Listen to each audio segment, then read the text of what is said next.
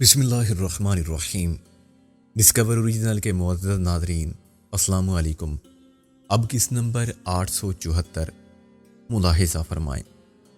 کس نے بنائی ہے آپ کی یہ عادت؟ میں نے رابعہ کے کان میں کہا۔ ڈرامے کا پہلا سین زبردست رہا۔ دلاور کی بیوی نے سر اٹھا کے کہا، پلیز جینٹل مین، آپ سب کو میں نے یہی بتانے کے لیے بلایا ہے، جب کوئی واردات ہوتی ہے تو کسی چیز کو چھیڑا نہیں جاتا۔ میں نے بھی اسی حالت میں سب کے سامنے آنا بہتر سمجھا۔ مسز دلاور، اگر آپ کے ساتھ کوئی واردات ہوئی تھی تو آپ کو پولیس اسٹیشن جانا چاہیے تھا۔ S S P Javed Siddiqui نے سخت لہجے میں کہا، کب ہوئی تھی یہ واردات آخر؟ اور آپ نے اس صورتحال کو اس طرح پیش کرنے کے لیے یہ پریس کانفرنس کا ڈرامہ کیوں کیا ہے؟ غازی نے کہا، ہاں، کب سے یہ حالت بنائے پھر رہی ہیں آپ؟ رابعہ بولی، آپ کو میڈیکو لیگر رپورٹ کے لیے پیش ہونا چاہیے تھا۔ وہ خاموش بیٹھی رہی۔ کچھ لوگوں نے اس کے حق میں اور کچھ نے خلاف بولنا شروع کیا۔ ایک شو قسم کی فوٹوگرافر نے تو یہ بھی کہا، میک اپ کس سے کرایا تھا آپ نے شوٹنگ کے لیے؟ میں سب کچھ بتاؤں گی، سب کے سوالات کا جواب دوں گی۔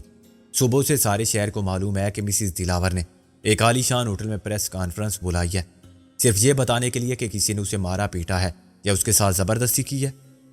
مظلومیت کی اس پبلسٹی اسسٹنٹ کے بعد آپ توقع رکھیں گی کہ پولیس فوراً مجرم کو پکڑ لے؟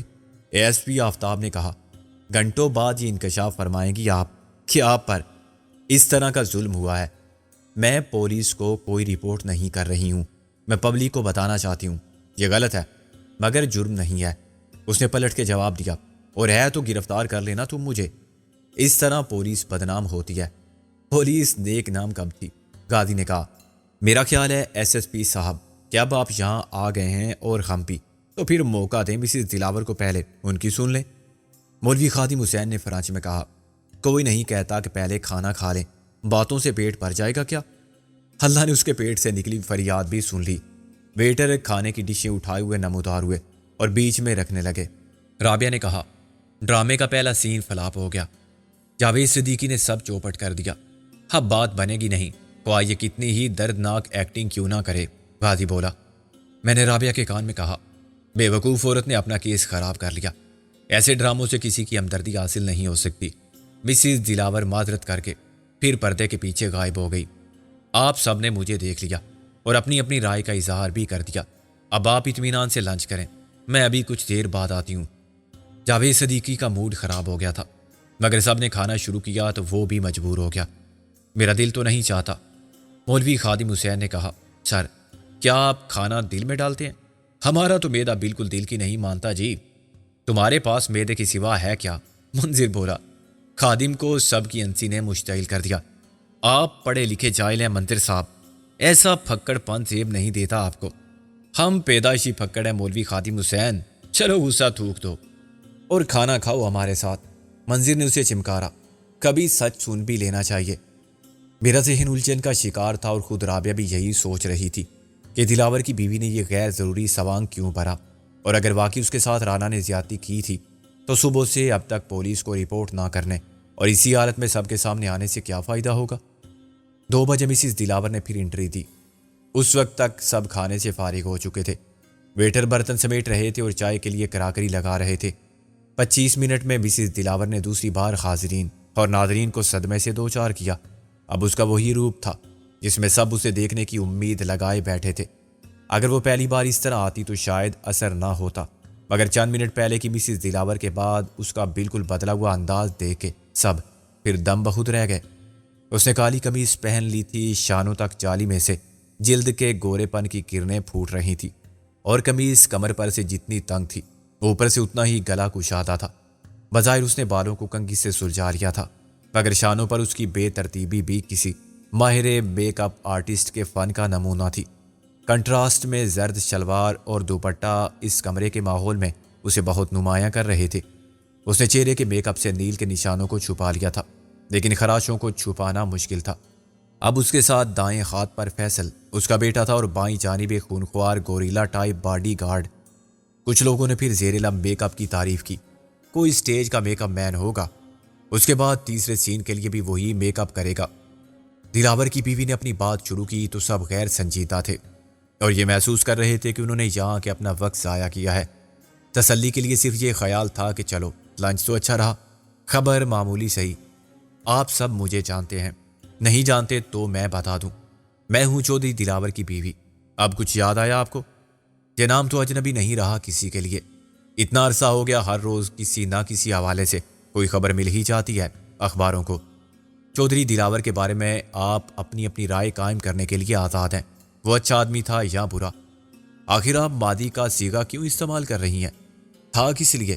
کہیں وہ خدا نخواستہ، خدا نہ کرے وہ زندہ ہیں لیکن لاپتہ ہیں۔ چودھری صاحب کے بارے میں ہزار باتیں ہیں، کوئی کہتا ہے وہ مفرور ہے، کوئی کہتا ہے وہ پولیس کی تحویل میں ہے، یہ سب خیال آرائیاں ہیں۔ چودھری صاحب کو ان کے دشمنوں نے قید کر رکھا ہے، یہ آپ یقین کے ساتھ کیسے کہہ سکتی ہیں؟ وہ دشمن کون ہے یہ بھی بتا دیں۔ سب بتاؤں گی میں، مگر کیا آپ سب لوگ جانتے نہیں کہ ان کے اصل دشمن کون ہے؟ کس نے ان کے نام کو رسوا کیا؟ انہیں اسمگلر، وطن دشمن، غدار، بے ضمیر شیطان، انسانوں کے لہو کا تاجر، قاتل اور خونی کیا کچھ نہیں کہا؟ کس نے ان کے لیے مسائل پیدا کیے، ان کے خلاف سازش کی، انہیں بدنام کیا اور ان کا جینا تک مشکل کر دیا؟ میں ان کا نام نہیں لوں گی، مگر سب جانتے ہیں انہیں، وہ خود مجرم ہیں، قاتل ہیں۔ مسز دلاور، اگر یہی سب کہنا تھا آپ کو، نہیں، یہ سب کہنے کا کوئی فائدہ نہیں۔ اس نے جلدی سے کہا، میں تو یہ بتانا چاہتی تھی کہ میرے شوہر کے اغوا۔ صدیقی بولا، کوئی ثبوت نہیں آپ کے پاس کہ انہیں اغوا کیا گیا تھا؟ غازی نے کہا، ممکن ہے وہ پردے میں بیٹھے ہوں۔ نہیں، آپ لوگ وہ سب نہیں جانتے جو میں جانتی ہوں۔ دلاور کی بیوی نے چلا کر کہا، میں مل کے آئی ہوں اپنے شوہر سے، اس قید خانے میں جہاں ان کو کسی جنگلی جانور سے بدتر طریقے پر رکھا گیا ہے۔ میں بتا رہی ہوں آپ کو کہ مجھے چودھری دلاور سے ملوانے کے لیے وہی لوگ لے گئے تھے جن کا میں ذکر کر رہی ہوں۔ چودھری دلاور کے دشمن میں کیوں نام لوں ان کا؟ کیا آپ سب میں ہمت نہیں ہے؟ غازی نے کہا، کیا آپ کو سکندر بخت لے گیا تھا وہاں؟ ایک لمحے کے لیے خاموشی چھا گئی، پھر دلاور کی بیوی نے کہا، ہاں، مجھے خود سکندر بخت نے یہ موقع فراہم کیا تھا۔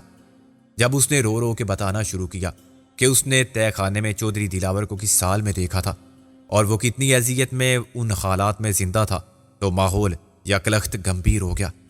صدیقی نے میز پر ہاتھ مار کے کہا، سٹاپ دس رونا دھونا۔ فیصل نے چیخ کر کہا، ایس پی صاحب، یہ آپ کا تھانہ نہیں ہے اور نہ ہم مجرم ہیں، شٹ اپ، میں ابھی اور اسی وقت گرفتار کر سکتا ہوں تمہاری ماں کو، ایڈیٹ۔ صدیقی بھڑک اٹھا، کس جرم میں؟ فیصل کچھ دب گیا، جرم؟ کیا یہ جرم کم ہے کہ اس عورت نے ایک مفرور مجرم سے ملاقات کی جو قاتل ہے، اور میں اس قتل کا سراغ لگانے کے لیے خاص طور پر اسلام آباد سے یہاں آیا ہوں؟ اب دلاور کی بیوی نے کہا، اس پر قتل کا الزام لگانے والے آپ ہیں، مگر فیصلہ کرنے کا اختیار آپ کو نہیں ہے۔ آپ نے اسے کس طرح قاتل کہہ دیا سب کے سامنے، اور میرے لیے وہ شوہر ہے، جیسے اپنی بیوی کے لیے آپ ایس ایس پی نہیں ہیں۔ ٹھیک ہے مسز دلاور، میرا کام ہے تفتیش کرنا اور میرے لیے رشتوں کی کوئی اہمیت نہیں۔ میں آپ سے بھی پوچھوں گا کہ آپ نے کیسے ملاقات کی تھی؟ آپ کو سکندر کہاں ملا تھا؟ کیا وہ آپ کو گھر سے لے جانے کے لیے پہلے سے ملاقات کا وقت طے کر کے آیا تھا، یا زبردستی راہ چلتے آپ کو گاڑی میں ڈال کے لے گیا تھا؟ آپ کی پوزیشن بہت مشکوک ہو گئی ہے اس کہانی سے۔ مگر میں کیا کر سکتی تھی؟ وہ بے بسی سے بولی، اگر اس نے پہلے سے بتا دیا تھا کہ وہ آپ کو دلاور سے ملوائے گا تو آپ کسی نہ کسی طرح پولیس کو مطلع کر سکتی تھی۔ آپ کوئی جاہل اور بے وقوف عورت نہیں ہے، بیٹا بھی آپ کا اتنا ہوشیار ہے، آپ خود مل کے سکندر کو ٹریپ کر سکتے تھے۔ کوئی آپ کا تعاقب ایسے کرتا کہ سکندر کے باپ کو پتہ نہ چلتا، لیکن آپ نے کچھ نہیں کیا۔ اگر میں ایسا کرتی تو دلاور سے نہیں مل سکتی تھی۔ مسز دلاور، آپ کے شوہر کا جانی دشمن ہے سکندر، آپ نے کیوں اعتبار کر لیا اس پر؟ اگر وہ آپ کو بھی وہیں بند کر دیتا، جہاں بقول آپ کے دلاور کسی جنگلی جانور کی طرح بند ہے، تو کیا ہوتا؟ آپ سوچے سمجھے بغیر اس کے ساتھ چل پڑی، کسی کو بتائے بغیر، کسی کو ساتھ لیے بغیر۔ آپ کو ڈر نہیں لگا؟ آپ کے ساتھ کچھ بھی ہو سکتا تھا، یہ بھی ہو سکتا تھا کہ آپ کی لاش کسی سڑک پر ملتی۔ میں نے کب کہا ہے کہ وہ پہلے سے بتا کے آیا تھا اور میں انسی خوشی اس کے ساتھ چلی گئی تھی؟ پھر کیا اس نے آپ کو گن پوائنٹ پر گھر سے اٹھایا تھا یا باہر سے اغوا کر لیا تھا؟ کون سی جگہ تھی وہ؟ کس دن کس وقت کی بات ہے؟ یا آپ نے شور کیوں نہیں کیا تھا؟ سینکڑوں سوالات کا جواب دینا پڑے گا آپ کو مسز دلاور، اور مجھے یقین ہے کہ آپ قتل کے اس ملزم کی گرفتاری کے لیے مفید معلومات فراہم کریں گی۔ شاید آپ کو وہ راستہ اور وہ جگہ بھی یاد آ جائے۔ ایس ایس پی صاحب، آپ سب کچھ کر سکتے ہیں۔ غازی نے اسے ٹھوکا، پھر اس کا اعلان کرنے کی کیا ضرورت ہے سب کے سامنے؟ کوئی چیلنج کر رہا ہے آپ کے اختیار کو؟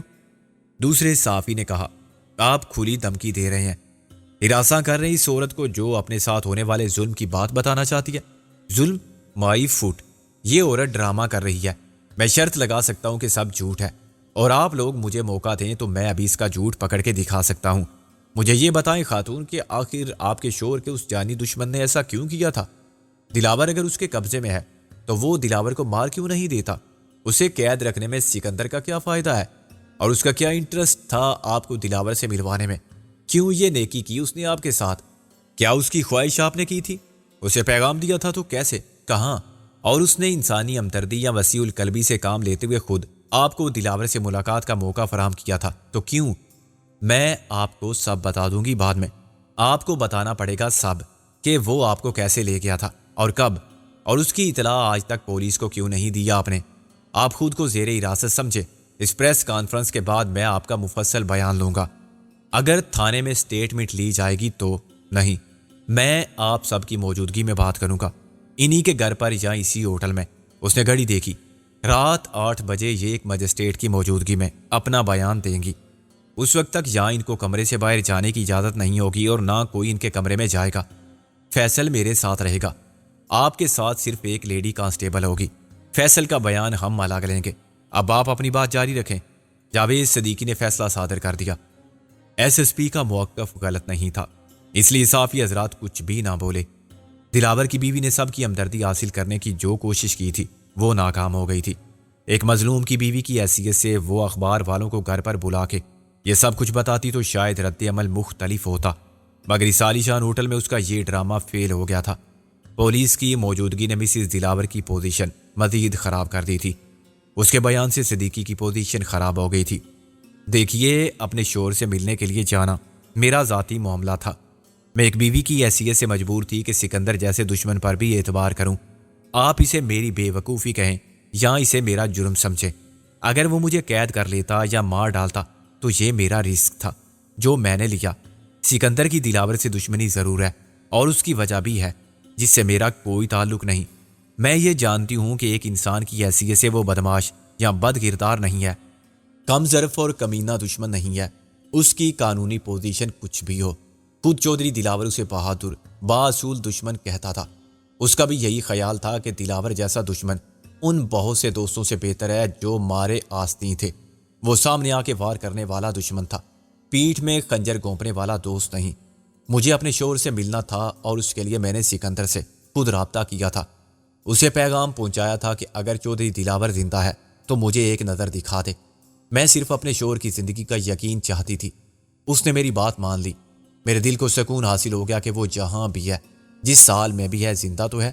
میں بیوہ تو نہیں ہوئی، میرا بیٹا یتیم تو نہیں ہوا، اور سکندر خود مجھے ساتھ لے کر نہیں گیا تھا. اس نے یہ بندوبست کر دیا تھا کہ کوئی مجھے دلاور سے ملوا دے. وہ مجھے گاڑی میں بٹھا کے لے گئے تھے. میری آنکھوں پر پٹی باندھ دی گئی تھی اور گاڑی گھنٹہ بھر چلتی رہی تھی. آدھے گھنٹے کی ملاقات کے بعد وہ پھر مجھے وہیں چھوڑ گئے تھے. اگر میں نے پولیس کو اطلاع نہیں دی اور جرم کیا تو میں اس کی سزا بھگتنے کے لیے تیار ہوں، کیونکہ میں پولیس کو بتا دیتی تو پھر میں دلاور سے مل نہیں سکتی تھی. میں سکندر کے سامنے بھی اپنا اعتبار کھو دیتی. کیا آپ اسے اتنا ضروری سمجھتی ہیں؟ صدیقی کے ماتحت ASP آفتاب نے طنز کیا. بڑا احترام ہے آپ کے دل میں سکندر بخت کے لیے. اچانک مسز دلاور کا لہجہ بدل گیا. احترام کیوں نہ ہو، وہ دشمن ہے تو دشمن ہے. دلاور کے دوستوں کی اصلیت بھی جانتی ہوں میں. کون کون اس کے در پر آتا تھا کتے کی طرح دم ہلاتا ہوا. ایسی ہی وردیوں والے کتنے لوگ اس کی خیرات پر پلتے تھے اور کتنے معزز صحافی تھے جو اس کی چاکری کے لیے تیار تھے. جب سے اس نے پبلک لائف میں قدم رکھا تھا کتنے گفتار کے غازی اس کے PRO کی حیثیت سے کام کرنا چاہتے تھے. اس کا امیج بنانے کے لیے اپنی صلاحیت، قابلیت، اپنا زور قلم صرف کرنے کے لیے بےتاب تھے. میں ان سب کے نام بتا سکتی ہوں جو صبح و شام حاضری دیتے تھے اور سلام کرنے کے بہانے تلاش کرتے تھے. جھوٹے خوش آمدید چمچے جو اسے یقین دلاتے تھے کہ چودھری صاحب ضمنی انتخابات میں جگہ خالی ہوئی تو سمجھو آپ کی ممبری پکی. ایک بار آپ اسمبلی میں پہنچ گئے تو وزیر بننے سے کون روک سکتا ہے آپ کو؟ اور گاڑی پر جھنڈا لگ گیا تو پھر آپ کا راستہ روکنے والا کون ہوگا؟ وزیر اعلیٰ سے وزیر اعظم تک بن سکتے ہیں آپ، مگر چودھری دلاور ایسے لوگوں کو پہچانتا تھا. وہ کہتا تھا کہ یہ سب بانس پر چڑھانے والے ہی مروائیں گے مجھے. جھوٹ اور سچ کے فرق کو سمجھتا تھا. وہ دوستوں اور دشمنوں میں تمیز کر سکتا تھا. اسے افسوس تھا کہ سکندر اس کا ساتھ دینے پر تیار نہیں، اس سے صلح نہیں کرتا۔ وہ بڑا کھرا اور جیدار بندہ ہے، دشمن ہے تو کیا ہوا؟ دوستوں میں اس جیسا کسی کا کردار نظر نہیں آتا ہے۔ میں نام نہیں لوں گی کسی کا، مگر میں ان سب کو جانتی ہوں جو قانون اور انصاف کے رکھوالے کہلاتے تھے، مگر خود لٹیرے تھے۔ وہ نوٹوں کی ایک گڈی کے عوض بک جاتے تھے۔ اگر دلاور نے وہ سب کچھ کیا تھا جس کا اس پر الزام ہے، تو کیا اکیلے کیا تھا؟ کسی کی مدد کے بغیر کیا تھا؟ نہیں، ایسے ہی مددگار تھے اس کے، جیسے آپ لوگ ہیں۔ آپ ہی میں سے تھے جو اس کو راستے دکھاتے تھے اور اس کے لیے بند راستے کھولتے تھے۔ ایک بہت بڑا پولیس افسر اب ریٹائر ہونے والا ہے۔ اگر میں اس کا نام لوں تو اس کا کچھ بھی نہیں بگڑے گا، الٹا مجھے نقصان ہوگا۔ وہ تو کہہ دے گا کہ کتیا بھونکتی ہے، بھونکنے دو۔ مگر اس کے ماتحت جو انسانوں کی زبان گدی سے کھینچ لیتے ہیں، کسی کتیا کو کہاں بھونکنے دیں گے؟ اس افسر نے ایک رات چودھری صاحب کی خدمت میں حاضر ہو کے کہا تھا کہ فلاں علاقے کا MP بیمار ہے اور اسے علاج کے لیے آج رات ایمبولینس میں لاہور پہنچایا جائے گا۔ آپ حکم دیں تو ایمبولینس کا حادثہ ہو جائے، سیٹ خالی ہو جائے گی اور ضمنی انتخابات میں آپ کو ٹکٹ مل جائے گا۔ یہ خود میں نے سنا تھا اپنے کانوں سے۔ اور چودھری صاحب نے کیا حکم دیا تھا؟ چودھری دلاور کی جگہ تم ہوتے تو کیا کہتے؟ اصول پرستی کی باتیں کرنا بہت آسان ہے مسٹر صافی، جب تک موقع نہ ملے سب کتابی باتیں کرتے ہیں کہ عاقبت خراب کر کے قارون کا خزانہ بھی میں نہ لوں، مگر موقع ملتا ہے تو وہی لوگ بڑی کم قیمت لگاتے ہیں اپنی، 10-20 ہزار یا لاکھ 2 لاکھ۔ اسمبلی کے رکن تو تم کیا بنو گے، لیکن آج اگر تمہیں موقع ملے کہ سازش کر کے ایڈیٹر کو نکلوا سکو اور خود اس کی جگہ لے سکو تو تم موقع ہاتھ سے نہیں جانے دو گے۔ آپ کسی پر ذاتی عملہ مت کریں، غازی نے کہا۔ میں عام بات کر رہی تھی، کردار کے غازی بننا بہت مشکل کام ہے۔ صدیقی نے پہلو بدل کے کہا، چلیں آپ سکندر کی مدد سے اپنے شور سے مل آئیں، بڑی نیکی کی اس نے آپ کے ساتھ۔ اور کچھ؟ آپ میرے مہمان ہیں اور مجھے اپنا مہمان بنا چکے ہیں۔ مجھے ڈر نہیں کہ کل کیا ہوگا۔ میں نے دوستوں اور دشمنوں کے چہرے اچھی طرح پہچان لیے ہیں۔ دلاور کی بیوی اب شیرنی کی طرح داڑ رہی تھی۔ کیا تیر مارا آپ نے یا دلاور کے دوستوں نے؟ وہ اسی شہر میں ہے، زمین سے چند فٹ نیچے قید ہے، لاہور شہر کے کسی علاقے میں۔ اتنا رقبہ ہے لاہور کا؟ یہ کوئی ملک یا بر اعظم تو نہیں ہے؟ سنا ہے اب جہاز آسمان میں پرواز کرتا ہے اور آلات زیر زمین خزانوں کا سراغ بتا دیتے ہیں۔ کہاں سونا ہے، کہاں یورینیم، کہاں تیل ہے اور کہاں پانی۔ ہمارے یہ بڑی بڑی تنخواہیں لینے والے، مقابلے کے امتحان میں پاس ہو کے شاندار کمروں تک پہنچ جانے والے ذہین افسران اور ان کے تجربہ کار ماتحتوں کی فوج چودھری دلاور کو تلاش نہیں کر سکی۔ کیا اس پر مجھے شرمانی چاہیے؟ اس کے محافظ اسے بچا نہیں سکے اور اس کے دوست اسے بھول گئے۔ اس کا نمک کھانے والے، اس کے گن گانے والے، اس کے پالتو کتے، وفادار ملازم اور شہر میں دندنانے والے شکاری سب مل کے کچھ نہیں کر سکے۔ پھر میں کیا کرتی؟ کب تک انتظار کرتی؟ کب تک اس کرم میں مبتلا رہتی جو ایک بیوی اور ایک ماں اٹھاتی ہے؟ جو بیٹے اور بیٹیاں جیلتے ہیں کوئی نہیں تھا یہ خبر لانے والا کہ چودھری دلاور زندہ ہے یا مار گیا۔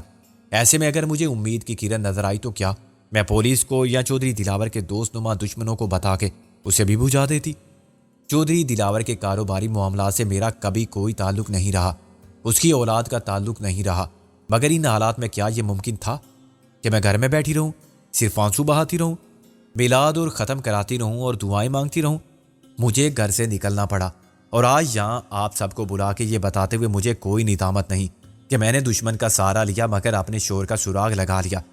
جو کام آپ سب اور اس کے دو ساتھیوں مددگار وظیفہ خوار نہ کر سکے وہ میں نے کر دیا۔ میں بتاتی ہوں آپ کو کہ چودھری دلاور زندہ ہے اور زندہ رہے گا۔ اب آپ کتنی بھی تفتیش کر لیں SP صاحب، اور ایک بار نہیں 10 بار سٹیٹمنٹ لیں تھانے میں، جو بات مجھے معلوم نہیں وہ میں آپ کو نہیں بتا سکتی کہ چودھری دلاور کہاں ہے۔ جتنا مجھے معلوم تھا میں نے سب کے سامنے بتا دیا، اب باقی کام آپ کریں۔ SP صدیقی کے لیے ناممکن ہو گیا تھا کہ وہ پورے پولیس کے محکمے پر آنے والے نالائکی کے الزام کا دفاع کرتا۔ مسز دلاور، کیا آپ کی بات ختم ہو گئی؟ ابھی تک آپ نے اس واردات کا حوالہ نہیں دیا جس کے نتیجے میں آپ پر جسمانی تشدد ہوا تھا، جس حالت میں آپ سب کے سامنے آئی تھی۔ اس کا سکندر بخش سے یا چودھری دلاور کے دشمنوں سے کوئی تعلق نہیں۔ یہ مہربانی تھی اس کے دستے راست کی، اس شخص کی جس پر وہ سب سے زیادہ اعتماد کرتا تھا، جسے اس نے کاروبار میں حصے دار بنا رکھا تھا، جو دلاور کا پارٹنر تھا، رازدار تھا، دوست اور ساتھی تھا۔ صدیقی نے تن سے کہا، اس کا نام بھی نہیں لیں گی آپ؟ اس کا نام ہے شوکت رانا، وہ چیخ کے بولی، چن لیا آپ نے؟ وہ احسان فراموش کتا جو کل تک چودھری دلاور کو دیکھ کے ڈر جاتا تھا اور میرے سامنے خوشامدانہ انداز میں دم ہلاتا تھا، جس کے پاس صرف پیسہ تھا، حوصلہ اور دم خم نہیں تھا۔ مجھے نہیں معلوم وہ پیسہ کس کا تھا، لیکن پیسے کے سوا اس کے پاس اپنا کچھ نہ تھا، نہ خاندان، نہ حوالہ، نہ کردار، نہ شخصیت۔ دلاور نے اسے سہارا دیا، اسے اہمیت دی۔